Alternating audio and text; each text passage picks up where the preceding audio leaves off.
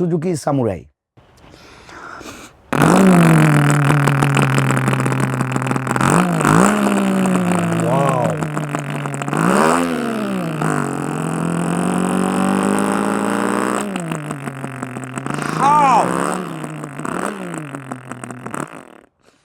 My goodness.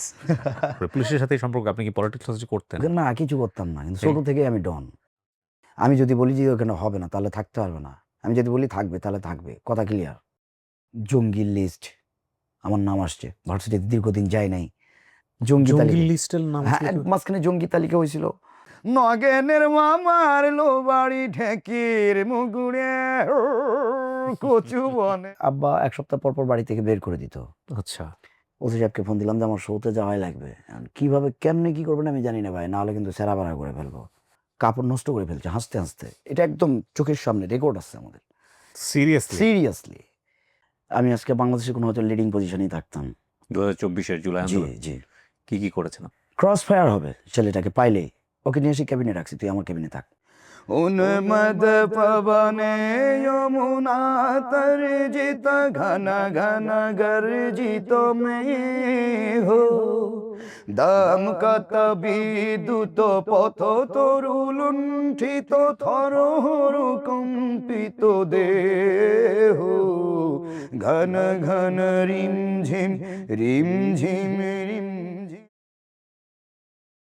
আসসালামু আলাইকুম প্রিয় দর্শক এবং শ্রোতা, আল্লাহ সর্ব অবস্থায় আমাদের সবার মঙ্গল করুন, সেই প্রার্থনা সেই দোয়া জানিয়ে শুভকামনা জানিয়ে শুরু করছি লাইফের একটি এপিসোড। এবং যাকে আপনারা স্ক্রিনে দেখতে পাচ্ছেন তাকে সোশ্যাল মিডিয়ায় চেনে না এমন লোকের সংখ্যা পাওয়া খুব মুশকিল হবে। অদ্ভুত প্রতিভা আমার কাছে মনে হয়েছে। তো ফাইনালি আমাদের অনুষ্ঠানে যেটা হয়, যিনি অতিথি আসেন তিনি তার নামটা নিজের মুখেই বলেন, তো আমরা তার মুখেই তার নামটা একটু জিজ্ঞেস করি। কেমন আছেন ভাই আপনি, তার আগে বলেন। আসসালামু আলাইকুম রহমতুল্লাহ, সবাইকে শুভেচ্ছা অভিনন্দন। আলহামদুলিল্লাহ আমি ভালো আছি। প্রথম প্রশ্নটাই খুব ভয়ানক প্রশ্ন ছিল, কেমন আছেন? তো এটা ভয়ানক কেন, সবাই ইউজুয়ালি করে। এটার কারণ হচ্ছে এরকম হয়, একটা জায়গায় একটা কোশ্চেন যে কোটি টাকার প্রশ্ন, ঠিক আছে বলুন। 1 নম্বর প্রশ্ন, আপনি কেমন আছেন? অপশন এ ভালো, অপশন বি খুব ভালো, অপশন সি মোটামুটি ভালো, অপশন ডি খারাপ। ওরা এখন বলছে আমাকে অডিয়েন্স সাপোর্ট নিতে হবে, কমন আসে নাই। হ্যাঁ, সো মোটামুটি ওনার পরিচয় আপনারা পেয়ে গিয়েছেন, তো নামটা একটু বলেন নিজের মুখে। আমার নাম তানভীর। তানভীর সরকার নামে চেনে, আর তানভীরুল হুদা। আচ্ছা, তানভীর সরকার। আপনার মুখে আপনার জীবন গল্পটা একটু শুনতে চাই। আমি যখন অনেক ছোটবেলার কথা আমার মনে আছে।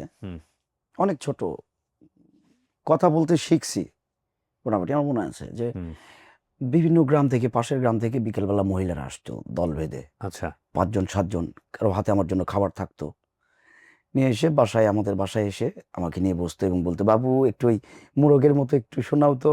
ও আমি তখন ছোট্ট, বুঝতেন না যে আসলে কি হচ্ছে। না, তখন আমি ওই রকমই করতাম, আমার এইটুকু মনে পড়ে। তো তারা ওই আমার জন্য খাবার দাবার নিয়ে আসতো, এগুলা দিয়ে আবার চলে যেত। প্রায় প্রত্যেকদিন বিকেলবেলা আসতো, দেখে যাইতো আমার আশেপাশে। আমি তো গ্রামে বড় হয়েছি, আমার নানির বাড়িতে। হ্যাঁ, কোথায় জানি গ্রামটা? এটা হচ্ছে নওগাঁ জেলার ধামইরহাট থানা শিববাটি গ্রামে। আচ্ছা, নগদ উত্তরবঙ্গ না? উত্তরবঙ্গ, সঠিক। আচ্ছা, হাঁস মুরগি গরু ছাগল সবকিছু মিলাই, মানে আমার চোখের সামনে যেটা দেখি আমি ওই সাউন্ডগুলো কপি করতে পারতাম। তো আসে, ছোটবেলায় দেখি যে মহিলারা আসে। তারপরে আমি ক্লাসে যখন ওই যে আব্বা মাদ্রাসায় নিয়ে গেল, ক্লাসে বসাই দেয়, সেখানেও অনেকেই শুনতে চায় যে এটা শোনাও এটা শোনাও। তো আপনি এগুলো পারতেন কিভাবে? আমি জানি না, যেটা শুনতাম ওই রকমই করার চেষ্টা করতাম। মোটর সাইকেল ছিল আমার পাশের বাড়িতে, মামাতো ভাইয়ের। প্রথম ছিল সুজুকি, সবুজ কালার যেটা সামুরাই। যাই তো, যখনই মোটর সাইকেলের শব্দ পাই আমি জানলার পাশে যেতাম, তারপর সামনে দিয়ে যাচ্ছে রাস্তা, ওটা শুনে আবার একা একা ওই রকম শব্দ করতাম। পারেন আপনি এখনো পারেন? হ্যাঁ, এখনো তো পারি। এখন মাঝে মাঝে করে দেখেন, আপনি যা বলবেন আর কি, তাহলে আমাদের জমে যাবে আর কি। না না, অবশ্যই শোনাবো। যেমন সুজুকি সামুরাই, এই বাইকটার শব্দ আমি শোনাচ্ছি, এটা যখন যাইতো এরকম করে, চশমা খুলে বেলি।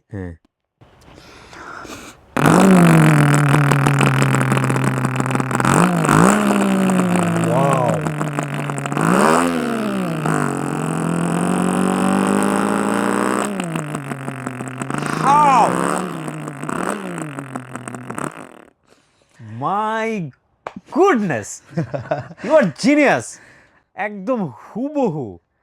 তো কিছুদিন পর উনি বাইক চেঞ্জ করলেন, আমার বড় ভাই, মামাতো ভাই আর কি। CDI 800 নিছে, তখন সাদা কালার।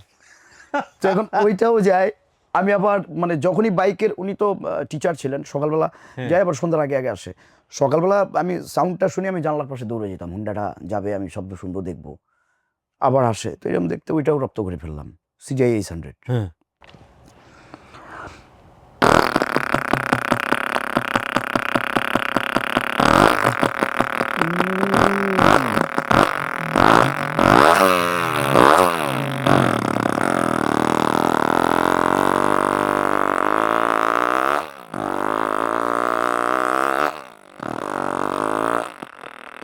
মাই গুডনেস, এগুলো আপনি ন্যাচারালি আসতো আপনার মধ্যে? একদম ন্যাচারালি আসতো।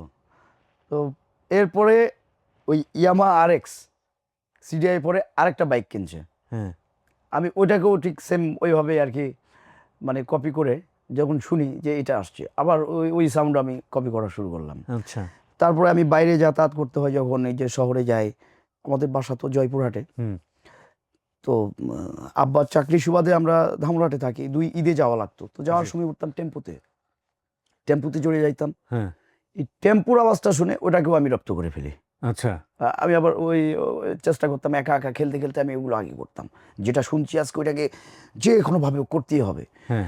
পুকুর পাড়ে ঝোপঝাড়ে ঝোপ ছিল, মানে একাই বসে থাকি যতক্ষণ হয় নাই, আমি কিন্তু ছোট তখন, কিন্তু আমার একটা টার্গেট ছিল, এই আওয়াজটা আমার মুখ দিয়ে বের করতেই হবে, কেন হবে না, চলে আসতো। এবং ওই আশেপাশের লোকজন শোনার জন্য একটু খাবার টাবার নিয়ে আসতো যে এটা খাও। পরে যখন জানতে পারতো, তখন ওই যে বিভিন্ন গ্রাম থেকে মহিলারা আসতো, পাশের গ্রামগুলা থেকে, আচ্ছা। যে যাই দেখে আসি। সবাই তো চেনে আমাদের পরিবার, সম্মানী পরিবার। আপনার আশেপাশে বাবা আমাদের। কি করতেন?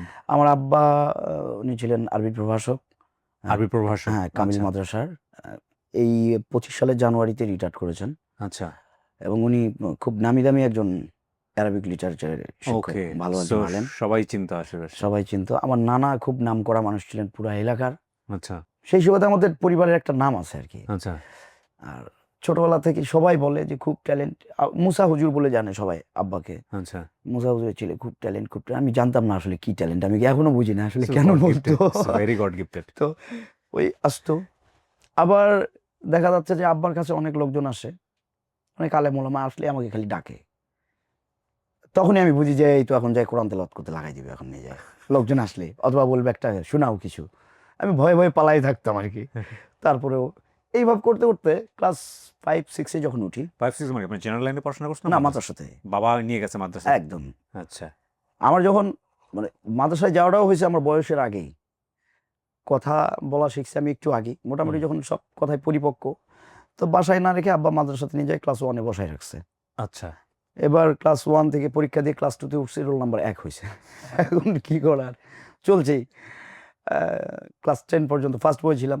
ও ওয়াও। আমি যখন ক্লাস 5-এ বৃত্তি দিতে যাই, তো হ্যাঁ। বসে থাকলে ওই আমি পাইতাম না আর কি লেখা, ওকে দাঁড়ায় থাকে লিখতাম আর কি। বেঞ্চে। তো উপজেলা শিক্ষা অফিস থেকে, অথবা তখন এসিল্যান্ড মহোদয় অথবা ইউনো মহোদয়, তানবীর পিচ্চি পরীক্ষা দিচ্ছে, ওর পরীক্ষা দেখতে যাব, আমার লেখা দেখতে যেত। আমি লেখা মানে আমার ছোট থেকেই মানে টাইপ করার মতো চেষ্টা করতাম, যে বইয়ের মতো আমার লেখা থাকতে হবে হাতের। He is a born artist. বুঝছেন, ওর ব্রেনটা আল্লাহ কোনো না কোনোভাবে টিউন করে দিয়েছে। এবং একটা জিনিস বলি আপনাদেরকে, এটা আপনি সিমিলার জিনিস খুঁজে পাবেন। কিছু কিছু ছেলে মেয়ে থাকবেন যে ক্লাসে খুব দুর্দান্ত আর্ট করে, কারো কাছ থেকে শিখিনি। এমন আমি আমার মামাকেই দেখেছি, অসম্ভব সুন্দর ক্যালিগ্রাফি করতো, অ্যারাবিক ক্যালিগ্রাফি, মাদ্রাসা লাইনে পড়াশোনা করেছে এবং জীবনও কারো কাছ থেকে শিখেনি, অসম্ভব সুন্দর আর্ট করে। তো এরকম কিছু কিছু মানুষ থাকেন, দেখবেন যে কারো কাছে কোনোদিন শেখে নাই কিন্তু খুব সুন্দর গান গায়, পুরো ভারত মহম্মদ সে চেনে না, এক নামে চিনবেন সবাইকে, হেমন্ত মুখোপাধ্যায়। হেমন্ত মুখোপাধ্যায়ের কিন্তু কোনো ইয়ে ছিল না, ওস্তাদ নেই। এবং নট বাংলাদেশে একজন আরেকজন আছে যাকে সবাই এক নামে চিনে, আমি যদি ভুল না বলে থাকি, তিনি হচ্ছেন আমাদের আসিফ ভাই। আসিফ ভাইয়েরও কিন্তু কোনো ওস্তাদ নাই। আসিফের গান শোনে না এরকম কে আছে বাংলাদেশে, যদি গান শুনে থাকে? তো এগুলো হচ্ছে এদেরকে বলা হয় বর্ন আর্টিস্ট, জন্মগতভাবে এরা শিল্পী হয়ে দুনিয়াতে আসে। আর আমরা যারা এই আমজনতা হয়ে আসি, তাদের মধ্যে আল্লাহ প্রতিভা দিয়েছেন ডেফিনেটলি, কিন্তু আমাদেরটা খুঁজে খুঁজে বের করতে হয় যে আমরা কোনটাতে ভালো। হ্যাঁ, ও জন্ম হওয়ার সঙ্গে সঙ্গেই মোটামুটি বুঝে গেছে যে আসলে সব কিছুতেই ভালো, যেটাই করতে চাচ্ছে। শিখাইছিল কেউ হাতে লেখা? না, কেউ শেখায়নি আমাকে, একা একা। মানে আমি যেটা দেখতাম, মানে একটা লেখা সুন্দর দেখছি ছোট থেকে, এটা খুব সুন্দর লাগলো, আমাকে এটা করতে হবে। মানে আমি যেটা দেখতাম, যতক্ষণ ওইটা আমি করতে পারিনি ততক্ষণ আমার অন্য কোনো কাজ নাই। আমার মানে এরকম একটা টার্গেট ছিল। ওকে। আর ইংলিশ, বাংলা আর আরবি 3টা লেখায় আমার খুব টার্গেট ছিল। আরবি লেখা বিশেষ করে দেখি এত সুন্দর লাগে দেখতে, আমি কেন পারবো না। তো একটা পর্যায়ে আমার সবচাইতে বেশি দক্ষতা আরবি লেখার উপরে আসছে আর কি, সবচেয়ে বেশি সুন্দর। কোরআন যেটা মুখস্থ করে সেটা হেফজখানা বা হেফজখানা। কওমি লাইন। আমি আলিয়াতে, আচ্ছা, আলিয়াতে পড়েছেন। ফাজিল পর্যন্ত যে সিলেবাসগুলো আছে ক্লাস 8-এ থাকতে আমার সব সিলেবাস পড়ানো শেষ হয়ে গেছে। এবার এগুলো পড়ানো শেষ করে সিলেবাসের যেটা আছে এটা তো শেষ, এখন কি হবে? আমি তখন ভাবি সিলেবাস তো সব শেষ, তাহলে তো সামনে আর আমার পড়াশোনা করতে হবে না, ইন্টারমিডিয়েট আছে, এসএসসি আছে, এখন খালি ঘুরে বেড়াম। আরে বাপ, সিলেবাস শেষ, এখন অন্য বই, হাদিস বা তাফসির, বড় কিতাব যেগুলা মানে মাস্টার্স কামিল শেষ করে একটা পর্যায়ে মানে প্রাপ্তবয়স্ক হওয়ার পরে যখন মানুষ পড়া শুরু করে, ওকে, এগুলো পড়তে হবে। মানে তখন চিন্তা করতাম কবে বড় হব, কবে যন্ত্রণা থেকে বেরোয় যাবো জীবন। ইন্টারেস্টিং গল্প আছে, এটা ক্লাস 8-এর ঘটনা। আমার বৃত্তির গাইডটা পুরো মুখস্থ করা হয়েছে, এবার ক্লাস 9-এর খালিগুলো বই নিয়ে এসে দিয়েছে, এগুলো পড়তে হবে, মুখস্থ করতে হবে। আমি এখন চিন্তা করতেছি কিভাবে রেস্ট করা যায় 2 থেকে 3টা দিন অন্তত পক্ষে। এত তো পড়া যাবে না। একদিন রাতের বেলা হুট করে শুরু করে দিলাম, দিয়ে চোখ মুখ সবাই আসে, কি হলো? তো সম্ভবত উপসর্গ জিন টিন কিছু হয়েছে অথবা সমস্যা হয়েছে, 7 দিন রেস্ট। তো মনে মনে বলতেছি এমন একটা ভেলকি দিলাম, সবাই দেখতে আসছে, গ্রামের তানভীর অসুস্থ, জিন ধরছে, আসলে কিচ্ছু না। 7টা দিন রেস্ট পাইছিলাম আমি জীবনে। 7 দিন শেষ, একটু সুস্থ, আবার চাপ। তারপরে আপনার ভাই বোনের কেউ আছে? আমার ভাই বোন, আমার ছোট বোন ছিল 2005 সালের 31শে জুলাই ও আমার নানির বাড়িতেই পানিতে পড়ে চলে যায়, আল্লাহ নিয়ে নিছে। তবে কত বছর বয়সে? ও ক্লাস 5-এ পড়তো তখন। ওহো, সাঁতার জানতো না? না, আমিও সাঁতার জানি না, কারণ এখনো না? গ্রামে বড় হয়ে সাঁতার জানেন না? গ্রামে বড় হয়ে পুকুরের ধারে পাশে কখনো যাইতে দেয় নাই, আর আমি পুকুরে নামতেও পারি না, ওই পুকুরে পা দিতেই পারি না। মানে ওয়াটার ফোবিয়া আছে? হ্যাঁ, ওই যে পা দিলে পানির নিচে ওই যে মাটিতে যখন পা পড়ে কিছু, তখন মানে শরীর শিরশির করে ওঠে, মানে থাকতে পারি না। আর পানিতে নামতে দেয়নি কখনো ছোটবেলায়। আচ্ছা, বাড়ির সামনেই পুকুর ছিল, এই জন্য পুকুরের ধারে পাশেও কখনো যাইতে দিত না। ওভার বেশি সতর্কর কারণে এই সমস্যাটা হয়েছে। আমার ছোট বোন যাওয়ার পরে আমি একা। এক ভাই এক বোন আপনারা? এক ভাই এক বোন ছিলাম, তারপরে আমি একাই। একা মানে একাই? হ্যাঁ, একাই। মা কেমন করতো আদর শাসন? আমি তো আদরেই বড় হয়েছি, বাপ মা সবার, এবং সবাই ছোটবেলাতে শুধু আদরই পাইছি। আর শাসন বলতে দুষ্টামি যখন করতাম, একাডেমিতে হোক বা যেখানে হোক, আমি প্রচুর দুষ্টু, এখনো দুষ্টু। তবে সমাজের যেটা খারাপ, যে অসঙ্গতিক যে জিনিসগুলো, যেমন ধরেন না, ওর দুষ্টুমি ক্রিয়েটিভ দুষ্টুমি। হ্যাঁ, ওই যে ভ্যালু আছে দুষ্টুমি। মাদক বা আদার্স এই জিনিসগুলো, এটা থেকে মুক্ত আলহামদুলিল্লাহ, কিন্তু হেভি দুষ্টু। তো কোনো দুষ্টামি করলে বলতো না ও এটা করবি, তানভীর এটা করবি, কারণ ঠিক আছে। মাপ পাইতাম আর কি। ওকে। ক্লাস 10 পর্যন্ত আমি ওখানে পড়াশোনা করার পরে তারা চিন্তা করলেন যে আমাকে আরো ভালো মাদ্রাসায় পড়াশোনা করতে হবে। তখন আমাকে আবার জামিয়া কাসেমিয়াতে ভর্তি করানো হলো নরসিংদীতে। আমি সেখানে ভর্তি হলাম এবং 2007-এ এখান থেকে দাখিল মানে এসএসসি কমপ্লিট করলাম। তারপরে আমি আবার ভর্তি হই তামিরুল মিল্লাতে। আচ্ছা, তামিল মিল্লাত তো অনেক প্রমিনেন্ট একটা মাদ্রাসা। জি। হ্যাঁ। তো সেখানে আলিম, এখান থেকে এর মাঝখানে কি আপনি গান টান গাওয়ার নিজের মতো করে? আর এর মধ্যে পড়াশোনা যখন হচ্ছে, আমি যখন এলাকাতেই, যখন আমি ক্লাস 8-এ উঠে যাই, তখন থেকে আমি একদম প্রফেশনালি মঞ্চে। সেটা কিভাবে, জাতীয় শিক্ষা সপ্তাহ হইতো তখন, এবং শিক্ষা সপ্তাহ শেষে ওই কালচারাল প্রোগ্রাম কিন্তু থাকেই, উপজেলাতে আগে হইতো পরিষদে। তো ওই শিল্পকলা একাডেমি এবং বিভিন্ন যে শিল্পী সংগঠন, শিল্পী গোষ্ঠী, তো আমরা তো যেহেতু মাদ্রাসার ছাত্র, আমাদের ইসলামিক সংগঠন ছিল, থিয়েটার, সঙ্গীত, কৌতুক সবকিছু আমাদের দলীয় পরিবেশনা। তো আমরা ওইখানে পারফর্ম করলাম। দেন আমি ওইখানে মিমিক্রি, এই যে শব্দগুলা, এটা মানে চূড়ান্ত আকারে মার্কেট পেয়ে গেল। কি পারতেন আপনি ওই সময় পর্যন্ত? আমি অনেকগুলো আওয়াজ, যে বিড়াল, মুরগি, তারপরে হচ্ছে কুকুর, তারপর বাইক, বিভিন্ন ইঞ্জিন, তারপরে বিভিন্ন মানুষের যারা বিখ্যাত ব্যক্তি, তাদের ভয়েস কপি করা। ওকে, ফাইন। তাছাড়া কৌতুক অভিনয় তো করতামই। তখন আমি রেডিও শুনতাম রেগুলার, আর রেডিও তেহরানের নিউজ শুনতাম, এবং আমি ওই আমার কবিতা লিখতাম, তখন আমি লিখে পাঠাইতাম, এবং রেডিও তেহরানে তখন বলতো যে তানভীরুল হুদা ধামইরহাট নওগাঁ থেকে পাঠিয়েছে কবিতা। তো আমার এইগুলো আর কি টান ছিল তখন থেকে। হ্যাঁ, আব্বা তেহরানের খবর শুনতে, তারপরে বিবিসি লন্ডন রেডিওতে। আচ্ছা। তো তখন চিন্তা ছিল, আচ্ছা রেডিওতে গান হয়, আচ্ছা রেডিওতে কি আমাকে কখনো শোনা যাবে না? এর মধ্যে বলে রাখি, আমি কিছু ইনস্ট্রুমেন্ট বাজানো শিখেছি, মানে নিজে নিজে? এগুলো একা একা। কি কি সেটা? আমি দোতারা টুকটাক বাজাইতে পারি, উকুলেলে, ওকে। প্লাস আমার মানে সবচেয়ে প্রিয় যেটা সেটা হচ্ছে অ্যাকোস্টিক ড্রামসটা আমার ভালো লাগে। সব নিজে নিজে? নিজে নিজে। মাদ্রাসায় পড়ে এটা সমস্যা হতো না? না, সমস্যা হইতো না। শুরু হলো এই স্টেজ। আচ্ছা, আমি আমি একটু বলি, এমন ওনার কণ্ঠ শোনার লোভ সামলাতে পারছি না। আপনি যে কোনো একটা শোনান না আমাদেরকে, যেটা ভাল লাগে। ভানু সিংহ পদাবলী। হ্যাঁ। শান গগনে ঘোর ঘন ঘটা নিষেধ যামিনী রে, সাবন গগনে ঘোর ঘন ঘটা কুঞ্জ পথে সখী कैसे যাব, কুঞ্জ পথে সখী कैसे যাব, অবলা কামিনী রে,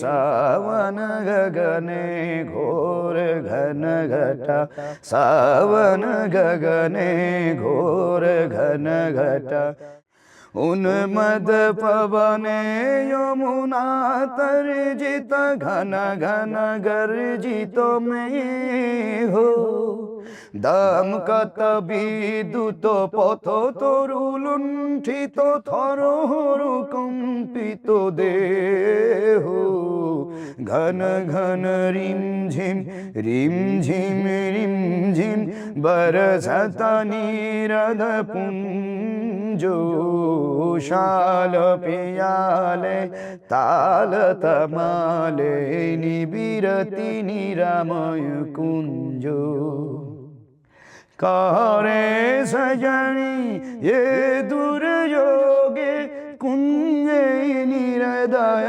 काना, दारुण बांशी काहे बजायत, दारुण बांशी काहे बजायत, सकरुण राधाना,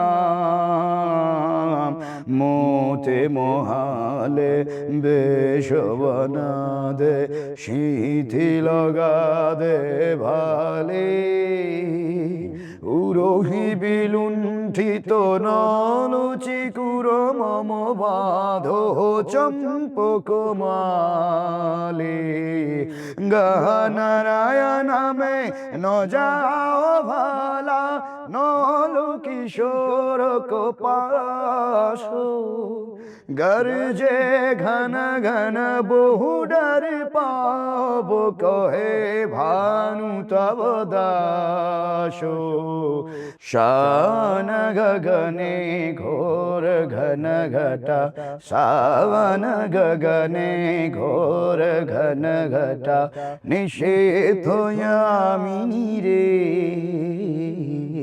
সাবন গগনে ঘোর ঘন ঘটা। ভানু সিংয়ের পদাবলী তো আপনার ভালো লাগার কথা না। মানে আপনি যেই ট্র্যাকে আছেন আর যেই লাইনে আপনি যেসব জিনিস শিখছেন, প্রথমত রবীন্দ্রনাথের গানে যাওয়া পর্যন্ত ঠিক আছে, কিন্তু রবীন্দ্রনাথের ভানু সিংয়ের পদাবলী পর্যন্ত আপনি চলে গেলেন কেন? মানে এটা কি মিউজিকটা আপনাকে টাচ করেছিল? আমার এই যে পদাবলীটাই টাচ করেছিল, কারণ ভাষাটা অন্য, ব্রজবুলি ভাষা। হ্যাঁ। আর এটা ওই শাওনের যে ব্যাপারটা, হ্যাঁ, মানে শ্রাবণে খুব প্রচুর বৃষ্টি এই যে হচ্ছে, পরিবেশটা, হ্যাঁ, পরিবেশটা। এটাকে যে তুলে ধরেছে, আমি এটা সচরাচর কোন বয়সে আপনার ভালো লাগছে? এটা আমি সম্ভবত এটা কত সালে 2010-11 দিকে আমি এটা তখন থেকে এটা আপনি শুনতেন রবীন্দ্রনাথের গান ওই সময়? শুনতাম, সব শুনতাম না, কিছু কিছু। হ্যাঁ। তার মধ্যে এই গানটা যখন আমি শুনি, প্রথম দিন যেদিন শুনি সেদিনই আমার ভালো লাগে। ওকে। আমি এটা সম্ভবত FM বা কোথায় মনে পড়ছে না। হ্যাঁ। তারপরে এটা খুঁজে খুঁজে খুঁজে খুঁজে বের করে আমি খুব অপেক্ষায় ছিলাম যে কোথায় পাবো। আমার ফ্রেন্ড বললো গানটা হচ্ছে, তো ব্লুটুথ মোবাইল, মানে ছোট মোবাইল, ওটা রেকর্ড করলেন? আমি রেকর্ড করলাম। ওর টেস্টের ডেপথ আছে। মানে এই গানটা যখন শুনি, এটা আমার খুব অনেক সময়ের খুবই পছন্দের একটা গান। আমি বহুবার রেডিওতে বাজিয়েছি। নট অনলি দ্যাট, ও যখন এটা করতে চাইলো তখন আমি বুঝলাম যে ওর আসলে টেস্টের ডেপথ আছে। সো জি, আমরা অংশগ্রহণ করলাম, আমার পারফরমেন্স প্লাস আবার সঙ্গীত করছি, আবার নাটকে অভিনয় করছি একই দিনে। অভিনয় ঢুকে গেছেন এর মধ্যে। হ্যাঁ, এরপর থেকে শুরু হয়ে গেল উপজেলাতে ওই পরিষদে কোনো ফাংশন হয়েছে মানে তানভীরকে লাগবে। ইয়ন মহোদয় সরাসরি গাড়ি পাঠাই দিতেন, আমাকে খুব স্নেহ করতেন। ঢাকায় আসার পরে একদম একটা জাতীয় মানের সংগঠন, সেখানে অ্যাড হয়ে গেলাম আবার। কোনটা সেটা? সাইমুম। সাইমুমে অ্যাড হলাম। এবার সাইমুমে আসা মানে সাইমুম তো হলো ন্যাশনাল প্লাস ইন্টারন্যাশনাল একটা সংগঠন, ইসলামিক সংগঠন। একটা পরিসর বেড়ে গেল, থিয়েটারে কাজ করি বড় বড়, মানে তখনও বাইরের শোগুলা করি নাই। তারপরে ইন্টারমিডিয়েট শেষ করার পরে আমি রাজশাহী বিশ্ববিদ্যালয়ে চান্স পেলাম আরবি সাহিত্য। আরবি সাহিত্য নিয়ে পড়লেন, আগে থেকে টার্গেট ছিল? না, আগে থেকে টার্গেট ছিল নাট্যকলায়। আচ্ছা। আমি আরবি ডিপার্টমেন্টে আমার আব্বার ছাত্র এবং আমার বড় ভাই আমাদের বাড়িতেই, আব্বা তাকে সন্তানের মতো করেই মানুষ করেছেন, পড়াশোনা শিখাইছেন, আমাকে যেভাবে শিখাইছে ঠিক সেভাবে। তবে আব্বার একটা আফসোস যে তার জীবনে হাতে গড়া 4জন আছে স্টুডেন্ট, 4জনই gold medallist, BCS cadre first class first, মানে সব কিছু বিসিএস সেখানেও মানে গোল্ড মেডেলিস্ট, বিশ্ববিদ্যালয়ের অধ্যাপক। কিন্তু আব্বার আফসোস যে আমি তার ছেলে তাদের মতো হইতে পারলাম না, তার ছাত্ররা যেটা তাকে দিয়েছে। তো আমার বড় ভাই তিনি আরবি ডিপার্টমেন্টে, আরবিক ডিপার্টমেন্ট তিনি অধ্যাপক। তো আব্বা বলে দিছে ও যেন নাট্যকলায় চান্স না পায়, মানে ভর্তি হইতে না পারে। ও বড় ভাই মানে কি আপন, মানে সম্পর্কে বড় ভাই আর কি? হ্যাঁ, সম্পর্কে বড় ভাই। আব্বা তাকে মানে আব্বার হাতের যে নোটগুলো উনি সেগুলো এখনো ভার্সিটিতে লেকচার করেন, আমার বাপের দেওয়া সেই মানে আরবি সেকেন্ড পার্টের আর কি, গ্রামার। এবার আমি নাট্যকলা ডিপার্টমেন্টে ভাইভা, নাট্যকলার ভাইভা কিন্তু সো টাফ। নাট্যকলার ভাইভা টিকা মানে বিসিএস এর ভাইভা সেম। আমার মনে হয় বিসিএস এর থেকে নাট্যকলাটা একটু কঠিন বেশি। রাজশাহীতে? যে কোনো, আপনি কোথায় দিয়েছেন ভাইভা? রাজশাহীতে। যে কোনো ইউনিভার্সিটির নাট্যকলা ডিপার্টমেন্টে যদি কেউ ইন্টারভিউ করে তাহলে শিওর থাকতে হবে বিসিএস তার কাছে কিছুই না। যেমন বিসিএস অনেক হার্ড কোশ্চেন করা হয়, কিন্তু বলা হয় না তুমি ব্যাং হও ইনস্ট্যান্ট 1 সেকেন্ডের মধ্যে। এমনও হয় ম্যাডামকে কিস করো, একটু যদি হেজিটেটেড করি তাহলে আউট। ইনস্ট্যান্ট আমি গেছি কিস করতে, ম্যাডামকে ফুল দিয়ে কাছাকাছি গেছি, ওকে ওকে ওকে, কিন্তু এর মধ্যে দেখে নেই যে আসলে আমার মধ্যে কিছু জেস্টার ঠিক আছে কিনা। হ্যাঁ হ্যাঁ। So you face that kind of interview? আমি এখানে একদম পাক্কা, মানে আমি সব কিছু, আমার কি কোনো কিছু আটকাইতে পারতেছি না। স্যার বলছে তুমি আমাদেরকে একটা ইসলামী সঙ্গীত শোনাও, শুনাইলাম। তুমি আজান শোনাও, তো আজান শুনাইলাম। তুমি একটা তেলাওয়াত শোনাও, তেলাওয়াত শুনাইলাম। তুমি সব কিছু করছো। আচ্ছা তুমি কি নাট্যমকে ভালোবাসো? জি স্যার। নাট্যমের সব সিদ্ধান্ত তুমি মেনে নিতে প্রস্তুত? জি স্যার। নাট্যমের সিদ্ধান্ত তোমাকে আরবিক লিটারেচারে ভর্তি হতে হবে।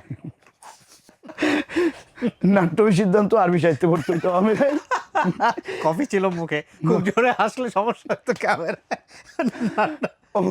তো শিবসে জি স্যার। তারপরে নাট্যম তোমার জন্য খোলা, নাট্যম তোমার, হ্যাঁ তুমি সবসময় আসবা, কিন্তু সিদ্ধান্ত তোমাকে আরবি সাহিত্যে ভর্তি হইতে হবে। এই কাজটা করছে আপনার বাপে? এখন বাপে বলে দিছে বড় ভাইকে, তার ছাত্রকে। নাট্যকলা আর আরবি সাহিত্য একদম একই সুতোই গাথা, খুব ভালো সম্পর্ক দুটার এই ডিপার্টমেন্টের। তো আরবি সাহিত্যে ভর্তি হয়ে গেলাম। ওকে, আরবিতে ভর্তি হলাম। কিন্তু ওই সময় বিশ্ববিদ্যালয়ের পরিবেশটা এমন ছিল। কত সালে এটা? এটা 2010-11 এই সময়। ওকে, আসলে ডিপার্টমেন্টটা মানেই মার্কা মারা, আরবি ডিপার্টমেন্ট এটাই একটা অপরাধ, এরকম একটা ব্যাপার ছিল রাজশাহীতে। রাজশাহীতে। এখন মজার ব্যাপার হলো রাজশাহী বিশ্ববিদ্যালয়ের যে একটা চত্বর আছে, এটা তো সবাই জানে, ইবলিস চত্বর। এখন আমি আরবি ডিপার্টমেন্টের ছাত্র, কিন্তু সন্ধ্যার পরে ঠিকই ইবলিস চত্বরে গিয়ে আমি বসি এখন। তো এটার কাহিনী কি আসলে ইবলিস চত্বরের? ওটা হয় কি, মানে আমাদের ওই অঞ্চলটা রাজশাহী, চাঁপাইনবাবগঞ্জ বা নওগাঁর কিছু সাইড আছে, এখানকার মানুষগুলা মানে খুব কট্টরপন্থী ধার্মিক। আচ্ছা। এখন এর মাঝে তারা যদি একটু অসঙ্গতিপূর্ণ কোনো চলাফেরা বা কিছু দেখে, তাহলে বলে এটা সরাসরি শয়তান। তো নাট্যকলা ডিপার্টমেন্ট রাজশাহী বিশ্ববিদ্যালয়, ওটা মিউজিক প্লাস সঙ্গীত ডিপার্টমেন্ট আরও যারা আছে, তো এখানে সন্ধ্যার পরে ছেলেমেয়েরা ওই বড় মাঠ, ওই মাঠে আড্ডা দেয়, গল্প করে, মানে স্মোক করা, মানে যেটা হয় আর কি। আবার গান বাজনা করতেছে ওই জায়গায়, ওই ঢোল টোল দিয়ে। তখন সচরাচর রাজশাহী বিশ্ববিদ্যালয় তো একটা মানে আগে থেকে আমরা জানি ইসলামিক পরিবেশে ওটা তৈরি, তো সেই জায়গায় ওইখানে গান বাজনা করে, তার মানে ওটা ইবলিস চত্বর, মানে সবাই নাম দিয়ে দিয়েছে। হ্যাঁ, বা ওই জায়গাটা আর কি। আসলে কিন্তু আপনি পড়ে যাইতেন রেগুলার ওখানে? হ্যাঁ, কারণ আমাদের তো টার্গেটটা হলো থিয়েটার, বা তাছাড়াও আমাদের সাংগঠনিক একটা ব্যাপার ছিল, যেটা আমরা থিয়েটার করতাম, ইসলামিক থিয়েটার, বাট আমরা বামদের সাথে মিশতাম বিশেষ করে। কারণ থিয়েটার বা এই জিনিসটা জেনুইন যে শিক্ষাটা, এটা ওখান থেকে পাওয়া যায়। এখন আমাদের তো শিখতে হবে। আমরা যেই ডানপন্থী থিয়েটার করছি, আমরা তো আর ইচ্ছা মতো একটা বানাই দিতে পারলাম না, আমাদেরকে তো গ্রামারটা ফলো করতে হবে। তো এই গ্রামারটা মূলত পাইতে হলে ওই দিক থেকেই দিতে হবে। আমরা মিশতাম, চেষ্টা করতাম এবং আমরা কালেক্ট করতাম, শিখতাম আর অ্যাপ্লাই করি আমাদের মাঝে। আচ্ছা, এইভাবে খুব বেশি ক্লাস করা হয়নি। বিশ্ববিদ্যালয়ে আমি মানে পড়াশোনা শেষ করি নাই। ওখান থেকে বাড়ি থেকে বের হয়েছি তখন তো আমি বাঁধনমুক্ত হয়ে গেছি, যে বাড়িতে আর চাপ নাই, বাইরে হোস্টেলে পড়তেছি, পড়াশোনা তো সব মুখস্থই, আর নতুন করে কি পড়বো, শুধু ঘুরেই বেড়াচ্ছি।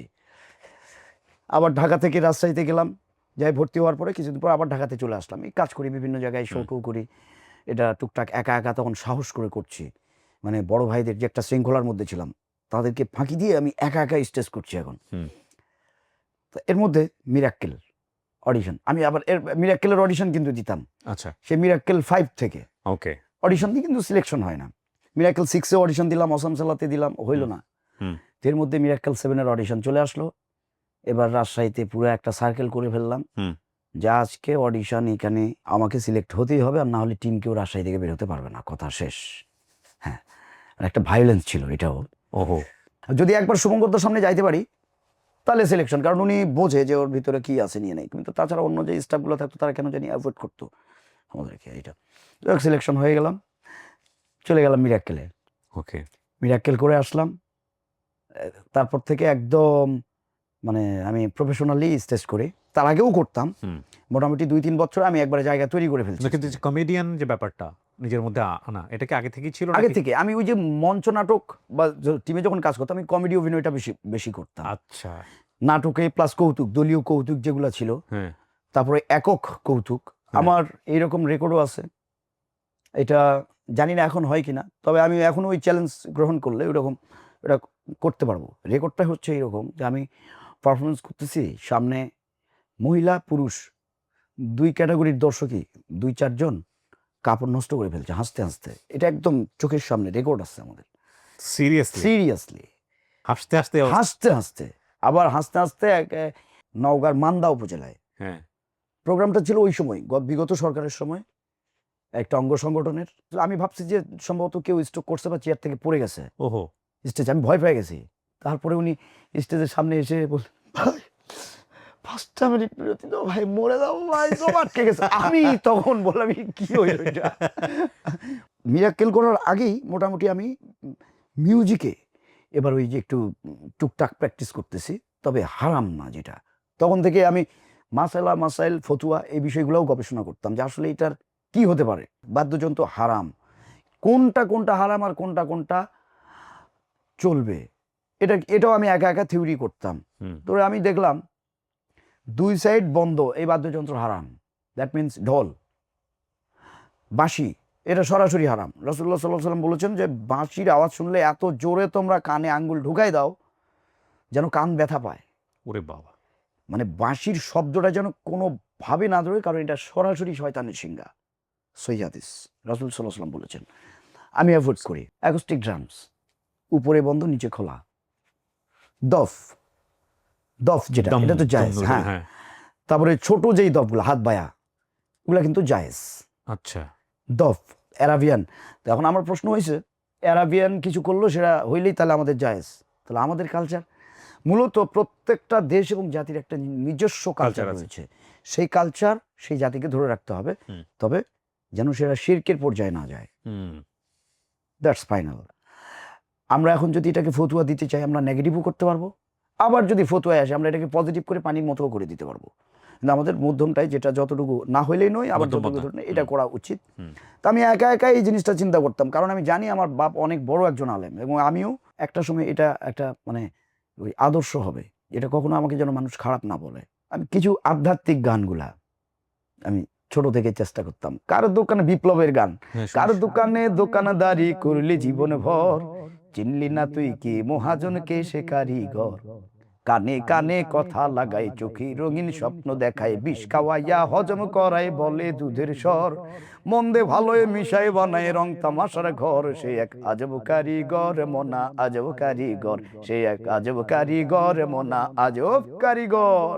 আর প্রেমের গান, এই টাইপসের গান আমি একদম হেট করি, আমি পছন্দ করি না, কখনো গাইও না।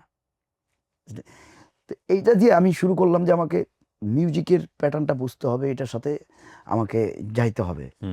তো আমি যে এলাকাতেই যাইতাম ওই এলাকার মানুষ আমাকে মনে রাখতে হবে। এই টাইপসের আমার কিছু পারফরমেন্স আছে, যেটা আমি স্টেজে মানে মানে আমি এন্ট্রিটাতেই একরকম, স্টেজ থেকে হারাই যায় আরেকভাবে। টোটালি একটা মানুষ একটা আকর্ষণ পায়। আমি এই অডিয়েন্স তৈরি করে ফেলছি। একটা পর্যায়ে আমার পড়াশোনা এখন কি হলো, আমি তো ভার্সিটিতে আর যাই নাই। তো আমার আম্মু আম্মু আমি সবার কাছে দোয়া চাই। আমি আবার মানে আমার মায়ের বিষয়ে আসলে কি বলবো, ইমোশনাল হয়ে যান। আল্লাহ যেন তাকে জান্নাতুল ফেরদাউসের মাকাম দেন। বেঁচে নাই। আমার আম্মু 2024 সালের আগস্টের 10 তারিখে ইন্তেকাল করেছেন শহীদ জিয়াউর রহমান মেডিকেলে। আমি জুন জুলাই আগস্ট এই আগস্টের 10 তারিখ পর্যন্ত জিয়া মেডিকেলেই ছিলাম। আমার পড়াশোনা বা এই বিষয়গুলো আমার মাই পুরাটাই ইন্সপায়ার। আম্মু আমাকে হুদাই লোকজন ডাকে নিয়ে আসে, তার বান্ধবী নিয়ে আসে, বলে আসো এই একটু শোনাও তো, গানটা শোনাও। আবার আম্মু খুব ভালো কণ্ঠনী শিল্পী, অনেক পুরস্কার আছে তার ছাত্র জীবনে ওই সময়। এবং আমার উপজেলায় সর্বপ্রথম ফাজিল পাস মহিলা, প্রথম আমার আম্মু মাদ্রাসা থেকে ফাজিল পাস করছেন উনি। কোনো একটা সঙ্গীত তার পছন্দ হইলে আমাকে তাড়াতাড়ি বাসায় ডাকে, কোথায়, বাসায় আসো তো। আসলাম, এসে কি বলে, ও বাবা মালিক তুমি জান্নাতে একটা ঘর বানিয়ে দিও, আমাকে একটু শিখাও বাবা। কি বলছে আপনার আম্মু, মালিক তুমি জান্নাতে তোমার পাশে আমায় একটি ঘর বানিয়ে দিও। আমি আবার এইভাবে বলতাম, আম্মু আবার চেষ্টা করে। এবং প্রথম কোরআন তেলাওয়াত যে সুর করে, আউযু বিল্লাহি মিনাশ শাইতানির রাজিম, এটা আমার মায়ের কাছ থেকে শেখা। এর মধ্যে জঙ্গির লিস্ট আমার নাম আসছে, ভার্সিটিতে দীর্ঘদিন যায় নাই। জঙ্গি লিস্টের নাম? হ্যাঁ, মাঝখানে জঙ্গি তালিকা হয়েছিল 14। সিরিয়াসলি? হ্যাঁ, তো আমার কি হয়েছে, আমি দীর্ঘদিন অনুপস্থিত, সন্দেহভাজন, আমি গিয়ে ভর্তি ক্যান্সেল করাইছি ওহো, অ্যাপ্লিকেশন করে। এটা একটা বিশাল কিন্তু ধাক্কা কিন্তু আমার এই টাইপসের ধাক্কাও আছে, পলিটিক্যাল অনেক ধাক্কা, আমি ওই গল্পে যাই নাই। পলিটিক্যাল অনেক অনেক ধাক্কা আমাকে পেরিয়ে যেতে হয়েছে। এটা হচ্ছে আল্লাহ আমার উপর স্পেশালি কিছু মদত করেছেন, বিধায় আমি এখন বন্ধু বেঁচে আছি। আজকে আমার বেঁচে থাকার কথা না। কিন্তু আপনি জানেন, আপনি জীবনে যদি কোনোদিন, এই যে আপনার লিস্টে নাম আসছে, এই যে কোনোদিন যদি আপনি ধরেন দেখা গেল যে কেউ আপনাকে বাটে ফেলতে চায়, ইটস আ ডকুমেন্টস। আপনি তো ওই সময় গিয়ে বলতে পারবেন না যে ভাই, কারণ সে তো আপনাকে চাচ্ছে বাটে ফেলতে। সে বলবে দেখেন ও যে একসময় জীবনে বিশ্ববিদ্যালয়ে যেগুলো জঙ্গি তালিকায় তার নাম ছিল, দেখেন এই যে নাম।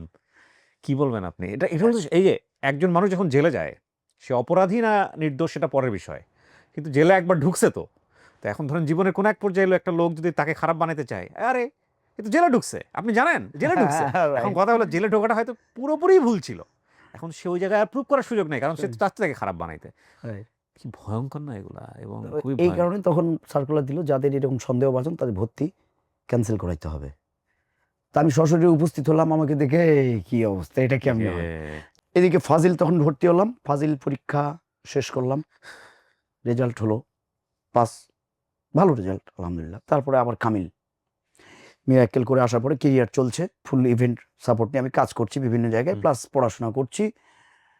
কামিলও শেষ করলাম, তারপর থেকে এভাবেই চলছে আর কি। মানে আমার জীবনে যে অনেক বড় কোনো স্বপ্ন, এরকম কোনো স্বপ্ন নেই।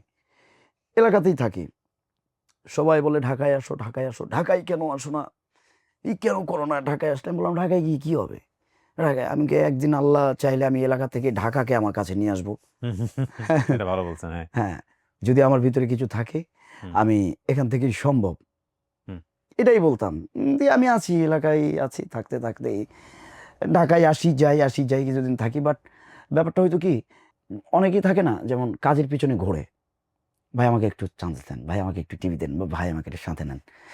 আর আমার ব্যাপারটা এরকম, আমাকে কাজ আছে এবং আমি কাজে এড়াই দিই, ভাই পরে করিস, বা পারলে আমাকে ছাড়া অন্য কাউকে নিয়ে কর, আমার ভালো লাগতেছে না।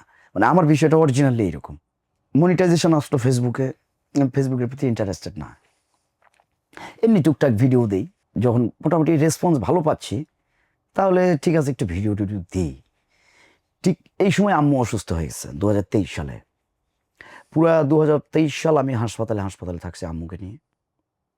তারপর 24 সাল জুন মাসে গেলাম শহীদ জিয়াউর রহমান মেডিকেলে। সেইখানে গিয়ে আম্মুর সমস্যাটা ফাইন্ড আউট হইলো কোলন ক্যান্সার। তারপর অপারেশন হইলো, অপারেশন করার ঠিক 40 দিন পরে আম্মু মারা গেছে। এর মধ্যে আন্দোলন হইলো, আমি সেখানেও লিড করেছি। এই যে আন্দোলন যেটা গেছে, এখানে এমন কিছু কিছু কাজ আমি করেছি, হয়তো আম্মু মারা না যাইলে আমি আজকে বাংলাদেশে কোনো হয়তো লিডিং পজিশনেই থাকতাম, 2024-এর জুলাই জি আন্দোলন জি কি করেছেন? ক্রস ফায়ার হবে ছেলেটাকে পাইলেই, ওকে নিয়ে এসে ক্যাবিনে রাখছি, তুই আমার ক্যাবিনে থাক, মায়ের ক্যাবিনে থাক। তাই নাকি? হ্যাঁ, অ্যারেস্ট করছে। আমি বললাম এই মানে আল্লাহর কি কাম, বগুড়া শহরে যত পুলিশ ছিল সব ছিল আমার সার্কেল, আচ্ছা। এ টু জেড। আর ও আপনি ওই সময় বগুড়াতে মাকে শহীদ, আচ্ছা শহীদ জি। তো বগুড়ার, হ্যাঁ সিলিমপুর ওই এলাকাটায় হ্যাঁ। পুলিশ ধরছে। আমি বললাম ও ইন্টার্ন ডাক্তার, আমার মায়ের তুই কি করতেছিস এটা, এই তাহলে তুই যা, ছাড়াই দিয়ে পাঠাইছি, তুই ক্যাবিনে চলে যা, নাম্বার দিয়ে দিচ্ছি ক্যাবিনে। এবার আমার যারা পরিচিত পুলিশ বগুড়াতে প্রত্যেক দিন তারা আমার সাথে সময় দিচ্ছে। মানে পুলিশের মধ্যে আমার একটা সার্কেল আছে, বিশাল সার্কেল। এটা আসলে পার্সোনালি ভালোবাসা তৈরি করা, কোনো ইমেজে না, মিরাক্কেল হওয়ার আগে থেকে প্রত্যেকটা আপডেট আমাকে দিত। আমি তো ঢাকায় ছিলাম, বগুড়া খুব উত্তাল ছিল ওই সময়টাতে। উত্তাল মানে আমি যেটা করছি ওই দিনটা আমার সবচাইতে কষ্টের। ওই দিনটা প্রায় 60 জনের উপরে, একটা করে রিক্সা জাস্ট আসতেছে, 2-3 জনকে নিচে ফালায় দিয়ে আবার চলে যাচ্ছে। লাশ না, তাহলে গুলি, আহত। ও এখন ওকে যে এখানে তুলবে আর কেউ নাই, ওকে তো ওটিতে নিতে হবে, একটা মানুষ নাই। আমি আমার একটা ফ্রেন্ডকে ফোন করলাম ঢাকায়, কি অবস্থা এখানে, তোকে ঢাকায় থাকতে হবে না, আন্দোলন করার বহু লোক আছে, তুই আমার কাছে আয়। ওর বাসা বগুড়াতেই, তুই এইখানে আয়, তোকে এইখানে দরকার। ও রাবার বুলেট খাইছে এবং আমার সাথে লোক দরকার, ও রাতারাতি চলে গেল। আমি একা যাকে পাইছি তাকে নিয়ে ওই লোকগুলাকে শুধু অপারেশন থিয়েটারের সামনে নিয়ে এসে ওদেরকে আবার ফালাই দিয়ে চলে গেছি, যে এক এক করে নিয়ে আসছি। তো একটা ছেলেটা ছিল সনাতন ধর্মের, চুল বড় বড়, পতাকাও, ওকে সোশ্যাল মিডিয়ায় তখন ভাইরাল হয়েছিল, গুলি লাগছে। বলছে ভাই আমি সনাতনী ধর্মের ভাই, আমি তো সনাতনী আপনাদের ধর্মের না, কিন্তু আমি বাংলাদেশি ভাই, আমারে সাত মাথায় নিয়ে চলেন ভাই, এখানে কিচ্ছু নাই, সাত মাথায় স্বাধীনতা আছে ভাই, আমারে ওইখানে নিয়ে চলেন। আমি কোনোভাবেই কান্না ধরে রাখতে পারি নাই। সাতমাথা অনেকে আপনারা চিনবেন না, বগুড়ার বিখ্যাত জায়গা সাতমাথা, বগুড়ার সাতটা মেইন রাস্তার পয়েন্ট। মোড় একদম মেন, যেটাকে বলা হয় বগুড়ার হার্ট কেন্দ্র, সেটাকে সাতমাথা বলে। আমি কেঁদে ফেললাম, আমি বললাম ভাই স্বাধীনতা অলরেডি হয়ে গেছে, সুস্থ হয়ে স্বাধীনতা তোমাকে উদযাপন করতে হবে। ও কাতরাচ্ছে, শুধু একটাই কথা, আমাকে সাত মাথায় নিলে আমি স্বাধীনতা চাই। যে এইরকম সিচুয়েশনে আমি আসলে কি করব, এতটা একা হয়ে গেলাম পৃথিবীতে। সারাটা জীবন এত আদরে আহ্লাদে বড় হয়েছে, আমি জীবনে কোনোদিন কষ্ট পাই নাই। কিন্তু এখন বুঝতে পারছি আসলে মানে জীবনটা কি। আমার মনে হয় জীবন এখন থেকে শুরু হইলো। বিয়ে শাদী কত সালে হলো? 2020 সালে। ওটা কি মানে অ্যারেঞ্জ করে না অ্যারেঞ্জ করে। Arrange marriage? হ্যাঁ, আমার বাপের পছন্দে। মাস্টার্স কমপ্লিট হয়েছে 2017 সালে আমার। ওকে। তবে এটা ভালো হয়েছে, যদি না হতো আম্মু হয়তো আমার বউ দেখতে পাইতো না। হুম। আম্মুর খুব ইচ্ছা, ওই অসুস্থ শরীরে থাকতো, যে বাচ্চা নাতি খাওয়াবে, কত কি তার স্বপ্ন, কিন্তু আল্লাহ কয়েকটা দিনের ডিফারেন্স, আল্লাহ তাকে নিয়ে নিল। সবাই বলে যে আমার মায়ের দেখাটা হলো না, তারপরেও হয়তো বা তার মন মতো ছেলের বউ নিয়ে আসছে, তাদের পছন্দ এবং ভালো, আলহামদুলিল্লাহ। সংসার জীবন ভালো চলতেছে? হ্যাঁ, খুব ভালো। ছেলে মেয়ে কয়জন আপনার? আমার ছেলে একটা। আচ্ছা, বয়স কত? 19 মাস মাত্র? মাত্র। আচ্ছা। বাট ও আমার চাইতে 4 গুণ অ্যাডভান্স। ও ওয়াও। ও এখন থেকেই মুখ দিয়ে হুন্ডা স্টার্ট দেয়। ও মিনি হোন্ডা। আমি ওর সামনে যা করি হ্যাঁ, ও ঠিক সেটাই করে, এই জন্য খুব সাবধানে ওর সামনে চলতে হয়। ওকে, এটা কিন্তু খুব ইম্পর্টেন্ট। বাপকে তো দেখবে সোশ্যাল মিডিয়াতে, বাপ কি করছে এই বয়সে। একদম। আপনার প্রফেশন কি আপনার এটাই হয়ে গেল, স্ট্যান্ড আপ কমেডি বা স্ট্যান্ড এগুলো আপ নিয়ে কমেডি, তো এটা তো আমার মানে সোশ্যাল মিডিয়ার প্রফেশন, তো স্ট্যান্ড আপ কমেডি হিসাবে 2013 সাল থেকে ধরে নিয়ে ক্যারিয়ার নিয়ে কাজ করছি। এর মধ্যে হুট করে সব কিছু থেকে আমি আলাদা হয়ে গেলাম কিছুদিনের জন্য, খুব বেশি দিন না। আমি একটা ফ্রাস্ট্রেশনে, আম্মু মারা যাওয়ার পরে, আবার নানি, বাচ্চা কাচ্চা, সংসারের চাপে।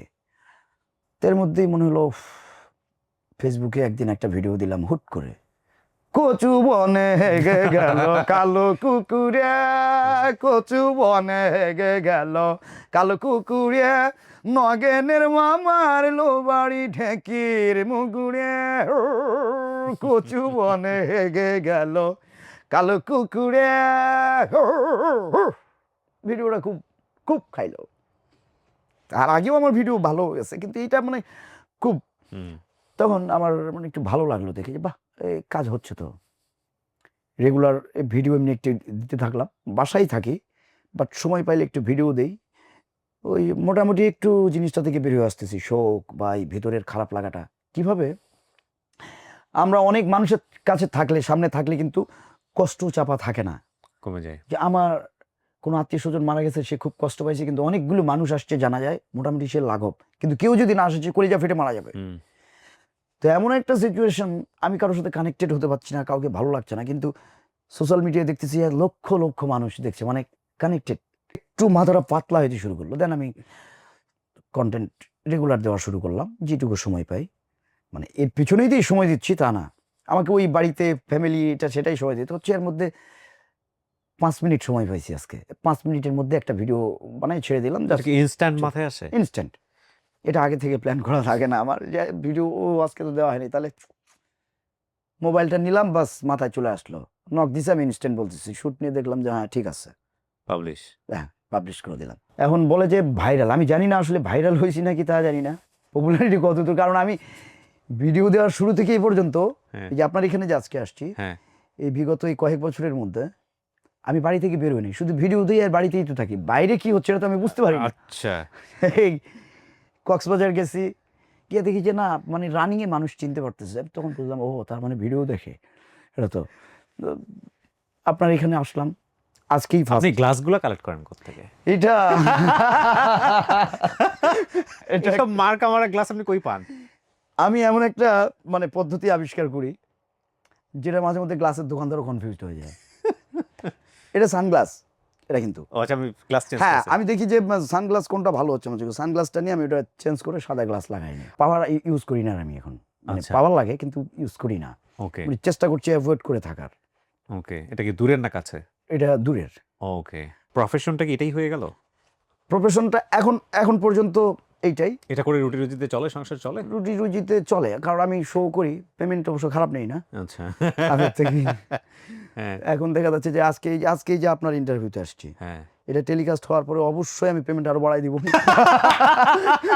আর ভাগটা কিছু দিয়ে দিন হ্যাঁ, আমার পার্সেন্টেজ। অবশ্যই। ব্র্যান্ড ভ্যালু বেড়ে গেছে, এখানে আসছি কি বিয়ার অনুষ্ঠানে আসছি, সো ব্র্যান্ড ভ্যালু বেড়ে গেছে আলহামদুলিল্লাহ। ও দ্যাটস গ্রেট গ্রেট। তো দেখি ফেসবুক থেকে এখন একটা আর্ন দিচ্ছে, যদি বা আগের মতো দেয় না। ফেসবুকে এখন একটা হ্যাঁ, ও তো তারপরেও আমি মানে এখান থেকে যে আমাকে আর্ন করতে হবে ওইটা টার্গেট না, আমার টার্গেটটা হচ্ছে মূলত যে আমার অডিয়েন্সটা ধরে রাখতে হবে। হাসতে হাসতে রাষ্ট্রের বহু জিনিস আছে যেগুলো নিয়ে খুব দুর্দান্তভাবে বাস দিয়ে দেওয়া যায়। হ্যাঁ, সো আপনার বাবার সাথে আপনার কি অবস্থা? রাগারাগি করে না যে তুমি কেন এই লাইনে আসছো? একটা সময় আমাকে আব্বা 1 সপ্তাহ পর পর বাড়ি থেকে বের করে দিত, আচ্ছা। মিরাক্কেল করার আগে, যে কোথাও গেছি মিউজিকে কাজ করে আসছি। তো সেটা হয়েছে কিভাবে, আমি লুকায় গেছি মিথ্যা কথা বলে, অথবা প্রাচীর টপকে গেছি আব্বা ঘুমানোর পরে, অথবা থানা থেকে পুলিশ ডাকছি, আব্বা তালা মারে ইয়া করে রাখছে, একটা বই দিয়ে তালা মেরে রাখছে আমার রুমে। ওসি সাহেবকে ফোন দিলাম যে আমার শোতে যাওয়াই লাগবে, এখন কিভাবে কেমনে কি করবেন আমি জানি না ভাই, নাহলে কিন্তু সেরা বাড়া করে ফেলবো। ওকে দাঁড়া দেখতেছি, দারোগা আসে, কনস্টেবল নিজে ওসি স্যার পাঠাইছে, তানবীরকে একটু দরকার ডাকছে। মানে পুলিশ আপনাকে কেন হেল্প করে? পুলিশের সাথে এই সম্পর্ক, আপনি কি পলিটিক্স করতেন? না কিছু করতাম না, কিন্তু ছোট থেকেই আমি ডন, ওই পলিটিক্যাল নেতারাও সব ওই মানে আমার এলাকায় আর কি। আচ্ছা। আমি যদি বলি যে ওখানে হবে না তাহলে থাকতে পারবে না, আমি যদি বলি থাকবে তাহলে থাকবে, কথা ক্লিয়ার। মানে আপনার এই কমিউনিকেশনটা ছিল সবার সঙ্গে? আছে, পোলাপান আপনার সঙ্গে কথা কথা শুনতো, মানে শুনে? শুনতো, শোনে, এখনো শোনে, এবং নেতারাও কথা শুনে, এমপিরাও কথা শুনে, আলহামদুলিল্লাহ। ওকে, দ্যাটস ফাইন। কোনো কিছু দরকার টরকার লাগলে বলেন আমাকে, এখন আমি বললেও শুনবো। মানে তাকে মানে শোনে, মানে আমি যে বলছি ভালো আছেন না খারাপ আছেন এটা শোনে। মানে ওসি আমাকে খুব স্নেহ করতেন, কারণ ওই যে দুষ্টু পুংটা যেটা বলে, দুষ্টু, মানে আমার এই ক্যাটাগরি দুষ্টু পোলাপানটা সবাই পছন্দ করে, কারণ আমি তো মানে যেটা খারাপ অসঙ্গতিপূর্ণ ওই টাইপের দুষ্ট না। বললাম, আসলো, আব্বা বুঝে যায় যে এই তো কাহিনী এটা ঘটে গেছে, বলো ঠিক আছে নিয়ে যাচ্ছ, যাও তোমরা, আবার সময় মতো দিয়ে যাও। ঠিক আছে, পার হয়ে যায়, আমি চলে গেলাম শোতে। রাত্রে 3টার সময় আবার ওই পুলিশ এসে, চাচা ওই যে তানবীরকে দিয়ে গেলাম। আব্বা তো জানে, ঠিক আছে, আমি বুঝি থানায় ছিলাম। 1 সপ্তাহ পরে কেউ না কেউ বলে, হুজুর আপনার ছেলে তো অমুক জায়গার সেদিন খুব গান করে আসছে। আব্বা এশার নামাজের পর বাসায় আসলো, বাসায় এসে বলে, এই বাড়ির থেকে বাড়া। আর আমি খালি এটার অপেক্ষায় থাকি কখন বলবে বাড়ির থেকে বাড়া, মানে বাড়ির থেকে বাড়াইলে আমি মুক্ত ডানা, মানে খুব। আচ্ছা, বাইরে হয়ে গেলাম, পাশের বাসায় আমার নানির বাড়ি, মানে আম্মুর খালা, ওইখানে যে উঠছি, আজ বাড়িতে পারে অন্তপক্ষে একটা রাত তো থাকতে হবে। সকালবেলায় আম্মু আসে, হাজিরায় তোর আব্বা ডাকতেছে, পড়তে বসবে। আমি তাহলে লাভ কি হলো, বাড়ি থেকে বের করে দিয়ে। এরকম হইতো। মিরাক্কেলের চান্স পাইলাম, টাকা নাই, পুলিশ, বন্ধু বান্ধব, রাজনৈতিক যে যে অবস্থায় আছে সবাই সবার জায়গা থেকে টাকা তুলে পাসপোর্ট ভিসা আচ্ছা। যখন আমি মিরাক্কেলে একটা ভালো পারফর্ম করলাম, কয়েকটা পারফর্ম করছি বাট রেকর্ড ব্রেক করা। তারপর আবার যখন চলে আসলাম, মানুষের যে চতুর্দিকে একটা উৎসাহ, যেমন বিশ্বকাপ খেলা এখন যেভাবে দেখছে, আমার প্রত্যেকটা এপিসোডে পুরা ওই এলাকাগুলা এরকম প্রজেক্টর নিয়ে আসে, মানে একটা ব্যাপক উৎসাহ উদ্দীপনা। ওকে। আর মোবাইলে মেমোরি কার্ড ছিল, এত নাকি ব্যবসা করছে মেমোরি। পরের দিন আজকে এপিসোড টেলিকাস্ট হয়েছে, কালকে 100-150 জন সিরিয়াল ধরে দাঁড়ায় আছে, মেমোরি কার্ডে এখন ওইটা উঠাই নেবে কম্পিউটার ওরে দোকানে। বাবা! মানে আর ছোট বাচ্চারা বিশেষ করে আমার ভক্ত বেশি। আচ্ছা। তো এই চার্মটা পাইলাম, আমাদের পুলিশ সুপার সংবর্ধনা দিল এবং এই সংবর্ধনা হয়ে গেল ইতিহাস। আমার কাছে এখনো ভিডিও ফুটেজটা আছে, এখনো ফেসবুকেই দেওয়া আছে, যে নওগাঁ থেকে জয়পুরহাটের আমাদের ওই ধামরাটের উপর দিয়ে যাইতে হয়, বাস বাইপাস রোড দিয়ে যাইতে হয়েছে, রোড এত দিয়ে লোক যেতে পারে হয়ে গেছে? এত মানুষ কোথা থেকে এসছে এটা আমি আজও বুঝতে পারি না। তো আব্বা তখন থেকে আর কিছু বলে না। হ্যাঁ, আল্লাহ একটা ক্ষমতা দিয়ে পাঠাইছে, আল্লাহ কিন্তু এটার হিসাব নেবে। ট্রু। আমার মনে পড়লো এটা কামিল পরীক্ষা যখন দিই, তখন আমার ভাইবা বোর্ডে কয়েকজন আলেম ছিলেন। আর যখনই আমার ভাইবা হয়েছে সারা জীবনে, হুম। অন্য তো সবার তো একটা ই থাকে যে এটা তুমি শিখো, এটা বলবে, তুমি বলে যাও। কিন্তু আমার সময় সবাই অফিসে ঢুকে যাইতো, আমার সামনে খানিকগুলা কিতাব, ওনাদের সামনে খানিকগুলা কিতাব। এবার আমাকে প্রশ্ন করা হচ্ছে, যতক্ষণ ঠেকাইতে পারে নাই ততক্ষণ চলবেই। তো আমাকে বলছে যে আপনি কি করবেন এই প্রফেশনালি, আপনি যে কৌতুক করেন। আমি বললাম আমি বাদ দিয়ে দিব। আমরা কেন বাদ দিবেন? আল্লাহর কাছে জবাবদিহি করতে হবে। তো আল্লাহ তো আপনাকে প্রতিভা দিন, ঠিক আপনার এই কথাটা হাদিস শরীফ খোলেন, দেখেন এখানে কিতাবুল জেহক, কিতাবুল মাজাহ, ঠাট্টা হাসি কৌতুক অধ্যায় তো আছে আপনার জন্য, তো আপনি বাদ দিবেন কেন? দেখেন ওয়াজ মাহফিলে ধরেন আমি সুদ নিয়ে কথা বলবো, তাহলে বলবো হুজুর কোরআন থেকে কথা বলেন, আর নয় পরের বক্তা নিয়ে আসেন, মানে বন্ধ, মানে হক কথা বলতে গেলেই মাহফিলটা বন্ধ, এরকম একটা পরিবেশ ছিল। তো বলছে যে আপনি চমৎকারভাবে হক কথা বলতে পারবেন, আপনার কাজ থাকবে আমরু বিল মারুফ নেহি আনিল মুনকার, এটাকে বেস করে আপনি জোকস বলবেন, আপনি কৌতুক করবেন, আপনি এটা চালিয়ে যাবেন। কেন আপনি বন্ধ করবেন, বাদ দিবেন? এটাই আপনার কাজ। উদউ ইলা সাবিলি রব্বিকা যুল হিকমা ওয়াল মাউইজাতিল হাসানা, তোমরা তোমার রবের দিকে আহ্বান করো উত্তম কৌশল অবলম্বন করে। তো এটা আপনার দাওয়াতের কৌশল, আল্লাহ আপনাকে এই প্রতিভা দিয়েছেন, আপনি এই প্রতিভা দিয়ে এইভাবেই দাওয়াত করবেন। কারেক্ট। মানে মাঝখানে আমি একটু কনফিউশনে ছিলাম কি করব না করব, যে কামিল শেষ হচ্ছে আমার, তখন ডিসিশন নিলাম এটাই করতে হবে। এখন অনেকেই প্রশ্ন করে আমি মিউজিক করি, কিন্তু হ্যাঁ আমি এখন পর্যন্ত ওই টাইপসের গান করি নাই যে গানের কোনো অর্থ নাই স্টেজে। তা আমি যেটা করি, আমার যে কোনো একটা স্টেজের মূল টার্গেট থাকে মানুষদেরকে কিছু কথা বলা, এবং এই মানুষগুলোকে যদি আমি আমার কথাটা শোনাইতে যাই, তাহলে ওদের ব্রেন হ্যাক করতে হবে আমাকে অ্যাট ফার্স্ট, যারা আমি যেদিকে নাড়াচ্ছি সেটাই যেন তারা শোনে, এবং আমি যা বলবো সেটাই যেন ওদের কাছে অমৃত সুধা মনে হয়, অমীয় বাণী মনে হয়। তাহলে আমাকে কিছু কারিশমা করতে হবে। আমি স্টেজে ইন্ট্রো দিয়ে একটা মানে অন্য ধাঁচে, অনেক বড় আর্টিস্ট আছে যাদের ধারে পাশেও আমি না, বাট আমি স্টেজে উঠবো, এখন তানভীর সরকার আসছে, তানভীর সরকার যে ইন্ট্রো দিছে ওইখানে মানুষজন শেষ, কি আছে ওটা অলরেডি ভুলে গেছে। আমি এমন একটা ধারা এটা দেখাই, দেন কিছুক্ষণ পারফরমেন্স করলাম, এর মধ্যে আমি বলে ফেলি কথাগুলা যে আমাদের কি কি করতে হবে, বিশেষ করে ইয়াং জেনারেশন যারা এখানে আসছে, যে আমি গান করছি, আমি এটার মাধ্যমে জীবিকা নির্বাহ করি, এটা আমার রিজিকের মাধ্যম, তাই বলে কি আমার ধর্ম নাই? তাই বলে কি আমাকে নামাজ পড়তে হবে না? তাই বলে কি আমার স্রষ্টার ইবাদত আমাকে করতে হবে না? ইফটিজিং, একটা মেয়েকে দেখলে আমি ব্যাকটোন করলাম, অথবা আমি মানুষের আমি উপকার করছি, তো উপকার করে সুদ খাইতে হবে কেন, যেটা আমার ইমানের উপর হার্মফুল। নিজের আপন মায়ের সাথে 41 বার জেনা করা, 1 টাকা সুদ খাওয়া, এটা কোন ধরনের উপকার? এটা ছাড়া কি উপকার করা যায় না? মেন কথা হচ্ছে আমাদের সামাজিক, জাতীয়, রাষ্ট্রীয় যেই সমস্যাগুলো, এই সমস্যাগুলো আমি তুলে ধরি, আবার যেটা ভালো দিকগুলো সেটা প্রচার করি, এবং রিলিজিয়নাল বিষয়গুলো আমি মানুষকে করি। আমাদের আজকের এই এপিসোডটা আপনারা যদি একটা লাইফ স্টোরি হিসেবে চিন্তা করেন, এটা লাইফ স্টোরি। যদি মনে করেন যে আমরা 2 ভাই মিলে গল্প করেছি, দ্যাটস পারফেক্টলি রাইট। এবং যদি মনে করেন যে আপনারা যাকে চেনেন যেইভাবে সেই চেনার জায়গাটা থেকে আপনারা কিছু শুধুমাত্র এন্টারটেইনমেন্ট পারপাস থেকে এই অনুষ্ঠানটা দেখেছেন, কে কিভাবে দেখবেন না দেখবেন অপশন আপনাদের হাতে। বাট ইটস আ কমপ্লিট একটা, আমি বলবো একটা গুড টাইমিং ছিল আমার ওনার সঙ্গে। এবং তানভীর ভাইয়ের জন্য অনেক শুভকামনা থাকবে যে অনেক দূর থেকে আপনি কষ্ট করে আমার জন্য আসছেন। আমার দর্শকরা আপনাকে অনেক পছন্দ করবে, এটাই আমি চাই। এবং অনেক ভালো থাকেন, এই দোয়া থাকলো। জি, দোয়া করবেন। আর সেই সাথে আপনার যারা দর্শক, তাদের সামনে আমি আসতে পারার এটাও একটা আমার কাছে অনেক ভালো লাগার একটা ব্যাপার। আর আমি নিজেই বিশেষ করে আপনার একজন ভক্ত, আলহামদুলিল্লাহ। যার কারণে আপনার এই প্রোগ্রামটাতে আসা আমার একটা ভালোবাসার টানে আলহামদুলিল্লাহ। সত্যিকার অর্থে। তাছাড়া হয়তো আমি জানি না আমি আসতে পারতাম কিনা। আরো বসবো আমরা ডেফিনেটলি। প্রিয় দর্শক এবং শ্রোতা, এই ছিল আমাদের আজকের আয়োজন। যারা তখন আমাদের সঙ্গে ছিলেন তাদেরকেও আমরা শেষ বেলাতে একটা কথা বলতে চাই। আজকের এই পুরো অনুষ্ঠান জুড়ে যে জিনিসটাকে আমরা ট্রিক করবার চেষ্টা করেছি, পৃথিবীতে আল্লাহ প্রত্যেকটা মানুষকে ইউনিক করে তৈরি করেছেন। আপনি দেখবেন যে আপনার যে ফিঙ্গারপ্রিন্ট, এই ফিঙ্গারপ্রিন্টের সাথে পৃথিবীর কারো ফিঙ্গারপ্রিন্টের মিল নাই। It's very interesting. এবং প্রত্যেকটা মানুষকে আল্লাহ কোনো না কোনো প্রতিভা দিয়ে দুনিয়াতে পাঠিয়েছেন। আপনি ফাইন্ড আউট করুন আপনার মধ্যে কোনটা ইউনিক, যেটা শুধু আপনিই পারেন এবং যেটাতে আপনি মাস্টার। এটা ফাইন্ড আউট করার একটাই মাত্র ওয়ে, সেটা হচ্ছে আপনি আসলে কি করতে ভালোবাসেন। আপনার ভেতর থেকে কোনটা আসে, যেটাতে আসলে কাউকে শিখিয়ে দেওয়ার প্রয়োজন হয় না। মনে হয় যে না, এটা তো আমার জায়গা, এটা তো আমিই পারি, এইটাই আমার জায়গা, সেটাই আপনি। সেটা যদি সমাজের জন্য কল্যাণকর হয়, মঙ্গলজনক হয়, ওটাতে সময় দিন এবং ওটার মধ্য দিয়েই আল্লাহর সেবা করা যায়। ওটার মধ্যে দিয়েই আপনি ধর্মের সেবা করতে পারবেন। শুধু একটু জাস্ট টিউন করতে হবে এবং সেটা সম্ভব। ভালো থাকুন। আজকের মতো এই পর্যন্তই। সালামু আলাইকুম।